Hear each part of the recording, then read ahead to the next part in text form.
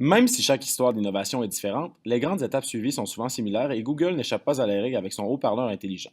Évidemment, les principales étapes du processus d'innovation sont l'émergence de l'idée, le concept, la conception du produit, les conditions de mise en marché, la préparation au lancement et finalement le lancement. D'abord, d'où provient l'idée d'un haut-parleur intelligent comme le Google Home? Comme on le mentionnait précédemment, si on recule de quelques années seulement, les profits de Google ne provenaient pas de la vente de produits tangibles, mais bien de son moteur de recherche. Toutefois, l'intelligence artificielle préoccupait déjà le géant des secteurs technologiques. En ce sens, Google a investi plusieurs millions de dollars, dont 4,5 à Montréal, pour approfondir ses connaissances sur l'intelligence artificielle. En effet, d'un point de vue académique, Montréal offre une grande concentration de chercheurs et d'étudiants en apprentissage profond, avec une centaine de chercheurs associés à l'Université de Montréal et une cinquantaine à l'Université McGill.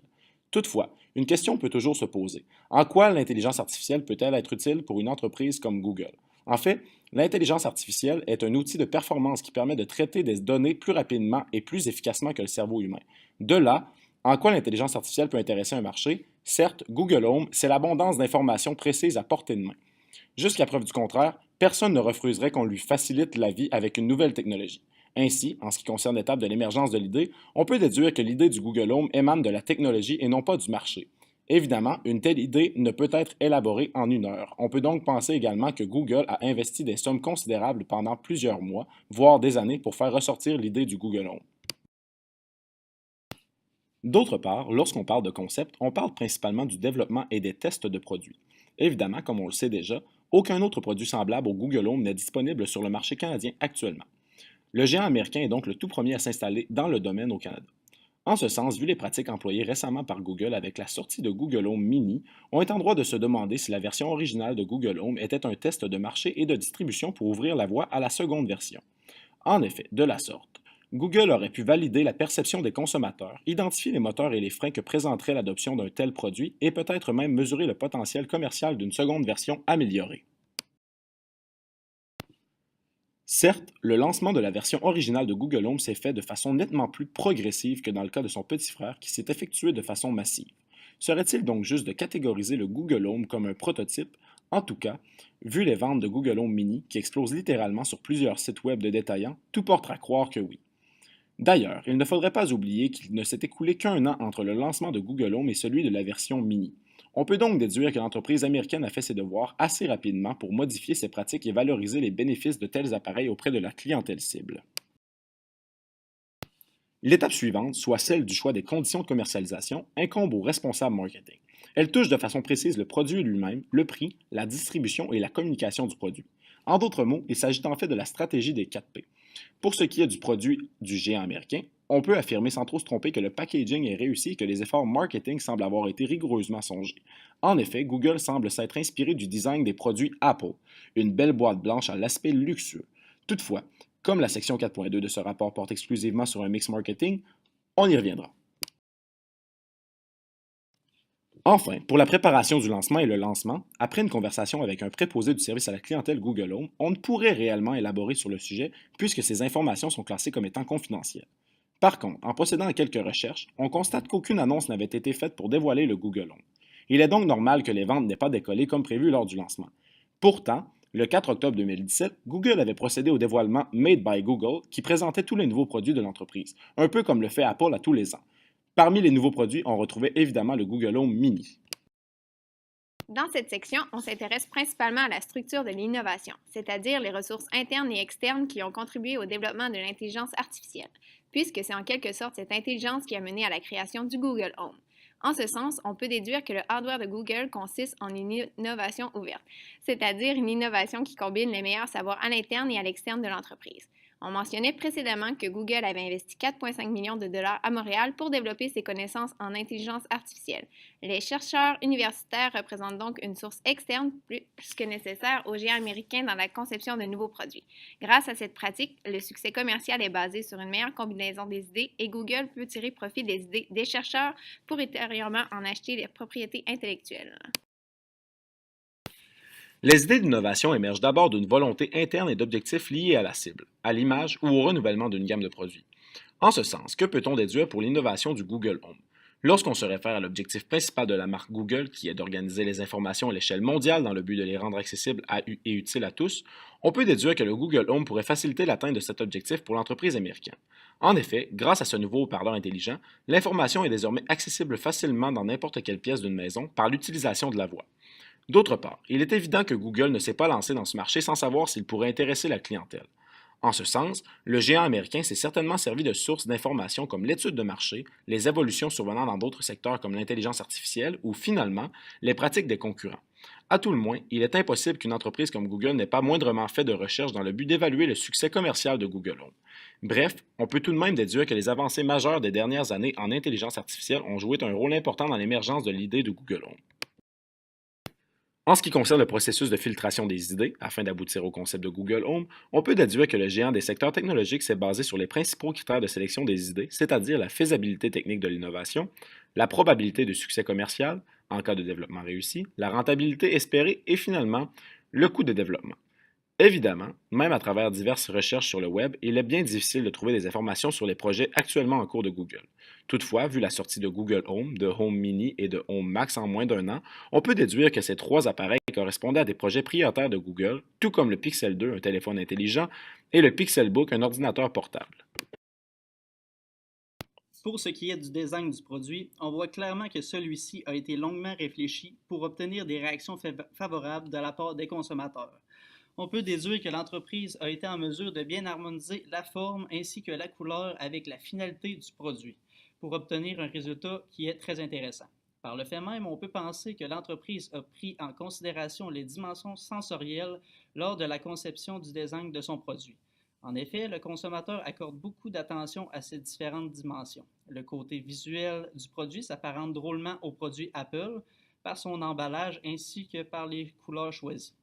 Étant donné que le consommateur voit d'abord le produit, cet aspect est extrêmement important et c'est peut-être la raison pour laquelle Google utilise davantage le Google Home blanc pour réaliser ces différentes publicités.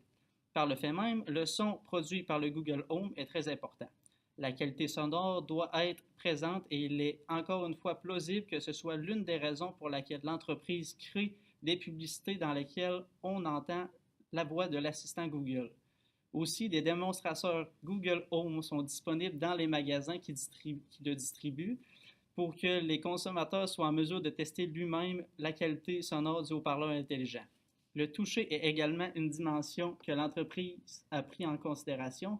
Plusieurs finis sont notamment disponibles, soit en tissu et en métal, pour ainsi améliorer l'expérience client. Enfin, en ce qui concerne la détermination du prix du Google Home, on pourrait déduire qu'il s'agissait d'un prix de pénétration de marché aux États-Unis lors de son lancement.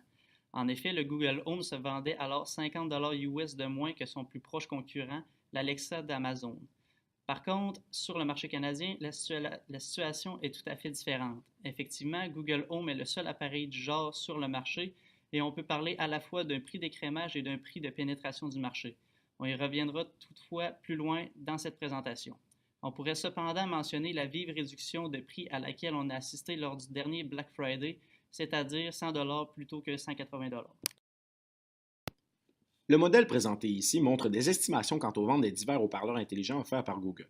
Comme on le mentionnait précédemment, vu la population de 36,7 millions d'habitants au Canada, on peut déduire qu'elle correspond en fait à approximativement 10 de la population américaine, celle-ci étant de 323 millions d'habitants. Ainsi, si l'on se rapporte à l'étude menée par eMarketer, 25 millions de foyers américains utilisent un haut-parleur intelligent au moins une fois par mois. De ce fait, 10 de 25 millions correspond à approximativement 2,5 millions d'unités vendues au Canada. Il faut néanmoins toujours garder en tête que Google est le seul acteur dans le domaine des haut-parleurs intelligents. C'est donc le géant américain qui s'accapare la totalité des parts de marché du Canada. Le Google Home original n'est toutefois plus le seul produit du genre sur le marché, le Home Mini et le Home Max étant maintenant disponibles. C'est pourquoi on peut répartir les parts de marché du Google Home Mini à 50 celles du Google Home à 45 et finalement celles du Google Home Max à 5 Certes, le prix de chacun de ces appareils peut en grande partie expliquer pourquoi on attribue ces pourcentages. Évidemment, ces statistiques ne sont que des approximations. En effet, même si on estime à 1 le nombre d'unités achetées par acte d'achat, il ne serait pas impossible qu'une personne en achète plus d'un, particulièrement pour le Google Home Mini, soit pour faire un cadeau ou pour en avoir dans plusieurs pièces de sa maison. Toutefois, à respectivement 180 $ pour le Google Home original et 400 $ pour le Google Home Max, il serait bien étonnant de voir les consommateurs se procurer deux de ces appareils en un acte d'achat.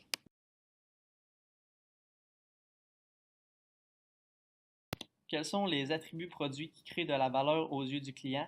En voici 7 principaux, soit que Google Home est un assistant domestique intelligent fonctionnant uniquement avec la voix de l'utilisateur. L'appareil permet également d'écouter de la musique et gère la télévision intelligente. Il planifie la journée de l'utilisateur, il gère certaines tâches, il répond aux diverses questions de l'utilisateur, il contrôle également la maison connectée et 2 jeux sont disponibles avec l'appareil. 180 $, c'est tout à fait acceptable pour un produit comme Google Home. On l'a mentionné précédemment, Google Home est le seul appareil du genre sur le marché canadien. Le géant américain ne peut donc pas aligner son prix sur celui de la concurrence. Toutefois, on peut définir la stratégie de prix entourant le Google Home à la fois comme une stratégie d'écrémage et comme une stratégie de pénétration de marché. Premièrement, le nouveau haut-parleur intelligent se positionne comme un produit de luxe. Et deuxièmement, la sortie de Google Home Mini à 80 $ renforce la position d'une stratégie d'écrémage pour la version originale de la gamme de produits Home. Par contre, à l'inverse, une innovation de la sorte peut porter le consommateur à s'imaginer qu'il s'agit d'une machine valant bien plus que 180 $. En effet, lorsqu'on a découvert pour la première fois le Google Home, on estimait qu'un appareil de la sorte pouvait valoir jusqu'à 500 $, ce qui n'est absolument pas le cas. Il serait donc juste d'affirmer que la stratégie de pénétration de marché au Canada a également été employée par Google lors du lancement de Google Home. Certes, Google ne commercialiserait pas un produit à ce prix-là si les marges n'étaient pas suffisamment élevées. Ainsi, l'organisation pourrait considérer ultérieurement à octroyer des rabais durant des périodes précises comme le temps des fêtes et les rentrées scolaires pour stimuler les ventes. Les canaux de distribution représentent l'une des faiblesses de Google pour la commercialisation de ses produits tangibles en raison de son manque de connaissance de ceux-ci. Ainsi, pour lancer le Google Home, l'entreprise s'est tournée vers divers détaillants comme Best Buy, Walmart et La Source. Toutefois, Google possède sa propre boutique en ligne. On peut donc se demander en quoi il est nécessaire pour Google de posséder sa propre boutique en ligne si ses produits commercialisés sont également disponibles sur le site web de plusieurs grands détaillants. Certes, advenant le cas où le portefeuille de produits de Google s'élargissait, il serait intéressant que le géant des secteurs technologiques songe à ouvrir ses propres boutiques physiques, un peu comme le fait actuellement Apple et ses Apple Store. Évidemment, une telle pratique représenterait des frais considérables, mais le positionnement de luxe et l'expertise des employés Google ne seraient qu'amplifiés. Encore une fois, la communication de l'innovation a clairement été négligée lors du lancement de Google Home. Très peu, voire aucune publicité n'avait été effectuée par Google au moment du lancement du produit. Ce n'est que lors du lancement de Google Home Mini qu'on a commencé à voir quelques publicités à la télévision et sur les réseaux sociaux. Toutefois, dans un avenir rapproché, Google pourrait également songer à promouvoir le Google Home en partenariat avec des distributeurs de services mobiles. Par exemple, à l'achat d'un Pixel 2, le client pourrait recevoir un Google Home gratuitement. Cela pourrait ultérieurement stimuler les ventes. D'ailleurs, en procédant de la sorte, on stimulerait également le bouche à oreille. Certes, l'objectif est de faire connaître le Google Home tout en fidélisant la clientèle. D'autre part, Google aurait pu convoquer les médias et les blogueurs les plus influents dans le domaine de la technologie pour leur présenter le Google Home en avant-première, un peu comme ça a été le cas le 4 octobre 2017 pour le Google Home Mini. Rien de tel n'existait au Canada. Pourquoi ne pas avoir fait les choses en grand? L'organisation américaine aurait, par le fait même, bénéficié d'un excellent coup de publicité gratuitement. Comme on l'a déjà mentionné, la pré-annonce, la pré-vente et la sortie du Google Home n'ont pratiquement pas été publicisées lors de son lancement. Ainsi, le diagramme de Gantt suivant présente une solution qui aurait pu être envisagée par le géant des secteurs technologiques. Tout d'abord, Google aurait pu convoquer la presse et les blogueurs les plus influents en date du 1er septembre 2017 en promouvant une annonce majeure, soit une innovation jamais vue au Canada. Certes, en procédant de la sorte, Google aurait bénéficié d'une visibilité plus que décuplée. Par la suite, pour générer un achalandage plus élevé, Google aurait pu offrir la possibilité de précommander le Google Home sur sa boutique en ligne durant les 2 mois précédant le lancement. Quant à elle, la précommande chez les détaillants aurait pu être reportée au 1er novembre, puisque les consommateurs d'aujourd'hui magasinent beaucoup plus fréquemment en ligne. En ce sens, comme Google ne possède actuellement aucune boutique physique, si la précommande sur la boutique en ligne de Google s'était produite en même temps que celle des détaillants, le géant américain se serait fait en quelque sorte concurrence lui-même. En ce qui concerne la date de sortie de l'innovation, Google aurait eu avantage de le lancer officiellement en date du 1er novembre 2017, un peu comme ça a été le cas pour le Google Home Mini. Puisque le temps des fêtes approche, durant cette période de l'année, la consommation augmente considérablement. En effet, tout le monde cherche constamment à offrir des cadeaux intéressants aux personnes qui leur sont chères. Enfin, on sait qu'après le temps des fêtes, c'est souvent plus difficile pour plusieurs entreprises. En effet, la consommation diminue et par conséquent, les ventes font de même. Ainsi, Google pourrait octroyer des rabais d'après-fête comme au Boxing Day, par exemple. Dans un autre ordre d'idée, on pourrait penser que le mois d'août marque la rentrée scolaire. Un rabais durant cette période pourrait être également envisagé pour les étudiants. En ce qui concerne le message d'une innovation, celui-ci doit certainement communiquer les bénéfices que le consommateur sera en mesure d'obtenir en utilisant le produit. Pour le Google Home, il est certain que la publicité doit pousser le consommateur à rêver et à générer des émotions positives.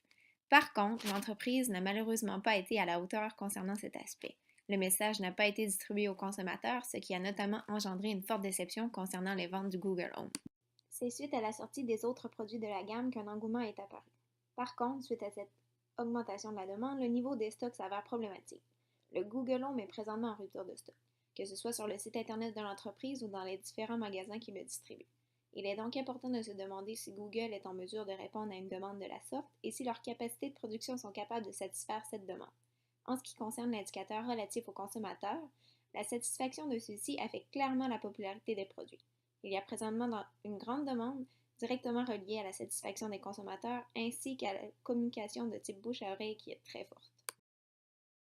Malgré quelques erreurs de parcours en ce qui concerne la communication et la distribution du Google Home, cette entreprise a su rectifier le tir suite au lancement de la gamme complète Home. Il est donc possible d'affirmer sans trop se tromper que Google Home est voué à un succès immense. D'ailleurs, d'ici quelques années, la majorité des maisons seront entièrement équipées d'appareils de domotique. Un outil comme Google Home sera alors plus qu'indispensable dans chacun des foyers. D'autre part, tous les consommateurs qui sont intéressés par la domotique et la technologie n'ont pas d'autre choix. Ils doivent se procurer un Google Home. En ce sens, d'un point de vue concurrentiel, à moins d'une réponse quasi immédiate d'Amazon, Google se retrouvera en situation de monopole complète d'ici peu au Canada.